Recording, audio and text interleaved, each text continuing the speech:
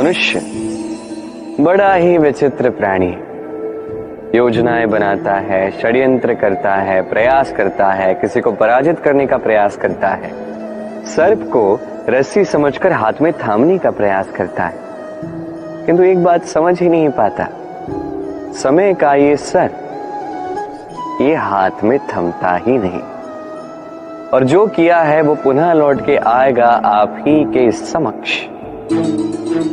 देखिए, इससे कोई अंतर नहीं पड़ता कि आप कुम्हार के पुत्र हो या कृष्ण के पुत्र हो।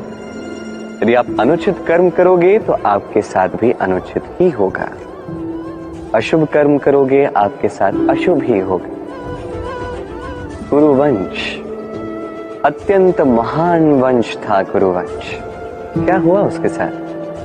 पूरा का पूरा वंश ढह गया। कारण उनका मंतव्य अशुभ था। वहीं 5 वनवासी पांडव महाभारत जीत गए, कारण उनका मंतव्य शुभ था। स्मरण रखिएगा, शुभ की अग्नि जलाओगे शुभ का ही तप पाओगे, अशुभ की अग्नि जलाओगे नरक में ही जलोगे। तो आइए और मेरे साथ प्रेम से कहिएगा, राधे राधे। मनुष्य रोगी क्यों होता है?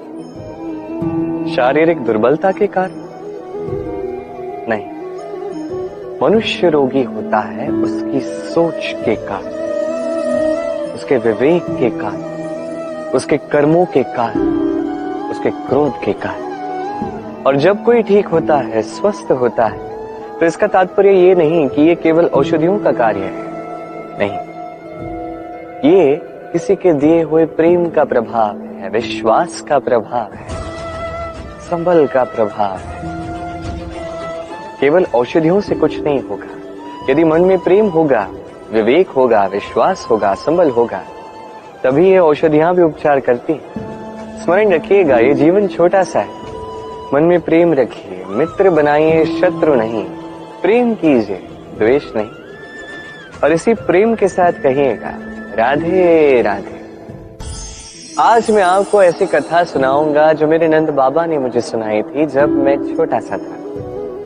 कथा एक साधु और एक बिच्छू की। एक बार एक साधु नदी के तट पर स्नान कर रहे थे।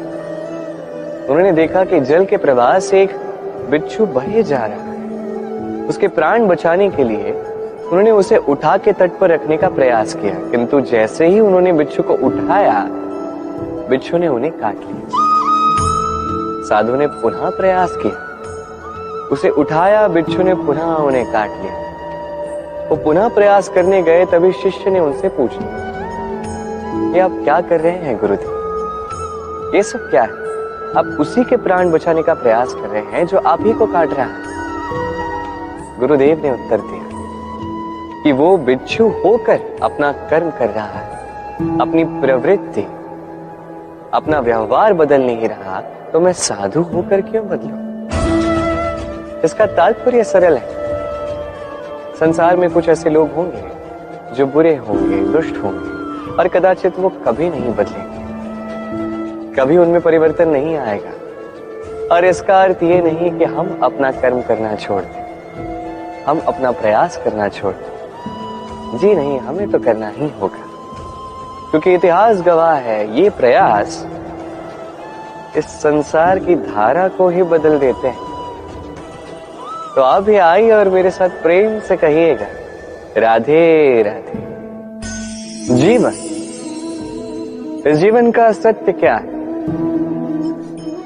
जन्म, जहां से जीवन का आरंभ होता है, या अंत?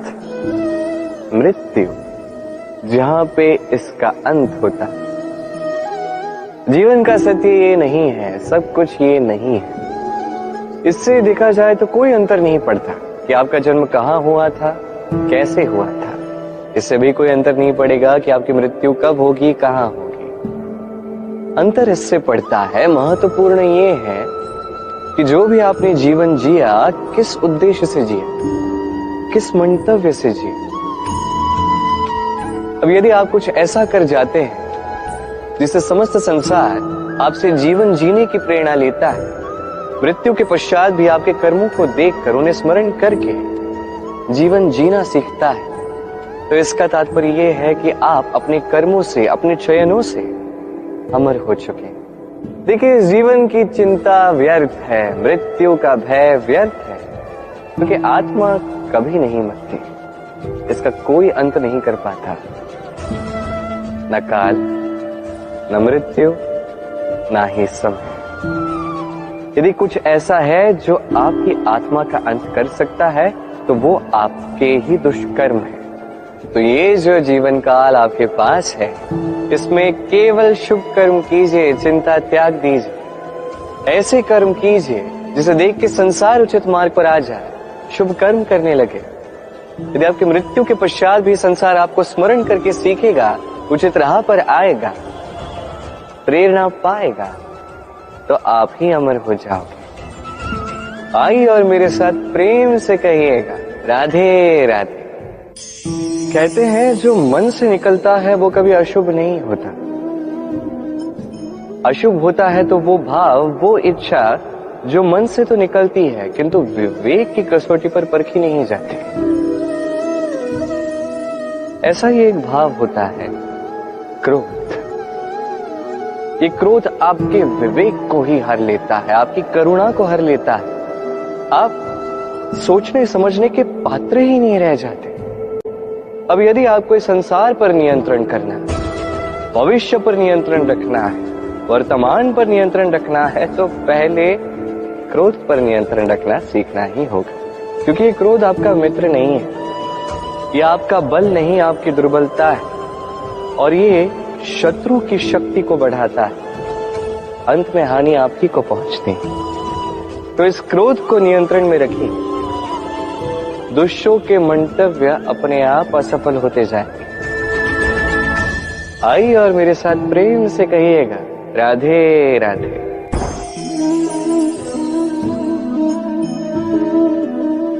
शांत सुखद निद्रा मनुष्य के जीवन का एक अत्यंत महत्वपूर्ण सुख और आवश्यकता भी है। देखा जाए तो इस संसार का हर एक पशु पक्षी, हर एक जीव निद्रा अवश्य प्राप्त करता है, किंतु मनुष्य जिसमें सोचने समझने की शक्ति अन्य पशुओं से अधिक है, उसे निद्रा में थोड़ी समस्या अवश्य होती। क्यों है कि नहीं? अब इसका कारण क्या है? चिंता। अब चिंता हम सभी के जीवन में, हम सभी जानते हैं कि चिंता कभी हमारी सहायता नहीं करती, फिर भी हमारे जीवन में क्यों? क्या चिंता से कभी किसी समस्या का निवारण हुआ है? क्या धन की चिंता करने से धन प्राप्त होता है? क्या भविष्य की चिंता करने से भविष्य ठीक हो जाता है? क्या स्वास्थ्य की चिंता करने से स्वास्थ्य अपने आप ठीक होगा? नहीं।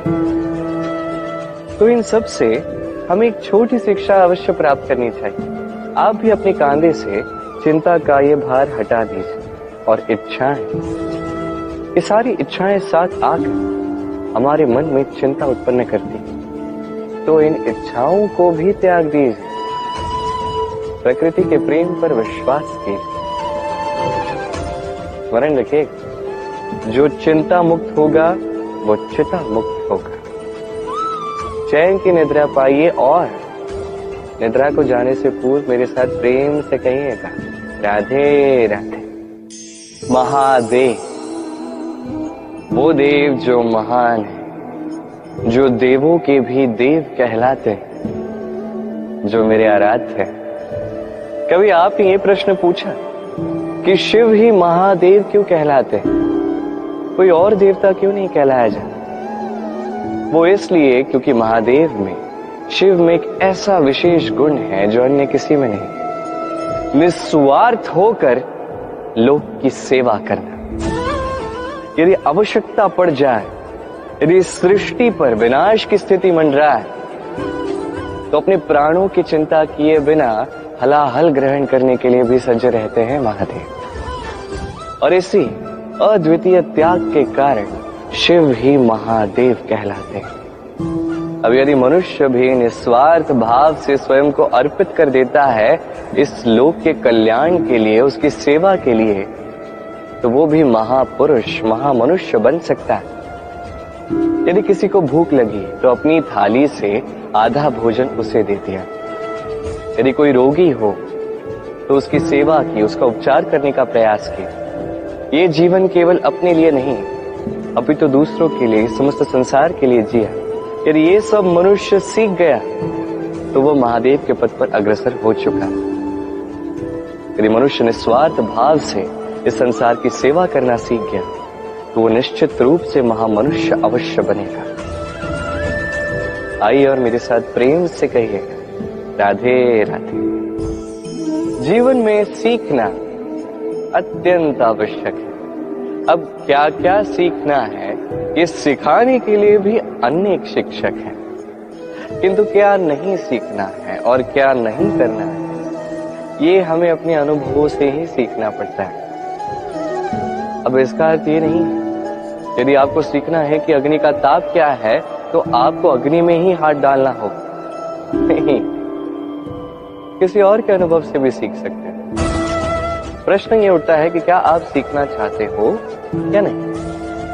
यदि आप ये सोचोगे कि मैं केवल अपने ही अनुभवों से सीखना चाहता हूं तो जीवन काल छोटा पड़ जाएगा और सब कुछ सीख नहीं पाओगे। इसलिए अपने साथ साथ बड़ों के अनुभवों से भी सीखना आरंभ कर दीजिए, इस संसार के अनुभवों से भी सीखना आरंभ कर दीजिए। और ये निश्चित रूप से सीखना आवश्यक है कि कब क्या नहीं करना है, कहाँ विराम लेना है और कहाँ नहीं लेना है।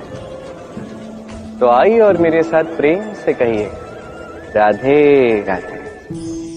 सत्य क्या है ये सत्य? कोई कहेगा कि जो असत्य नहीं वो सत्य, कोई कहेगा कि वो जिसके आधार पर हम जीवित हैं वो सत्य है। किंतु सत्य क्या है?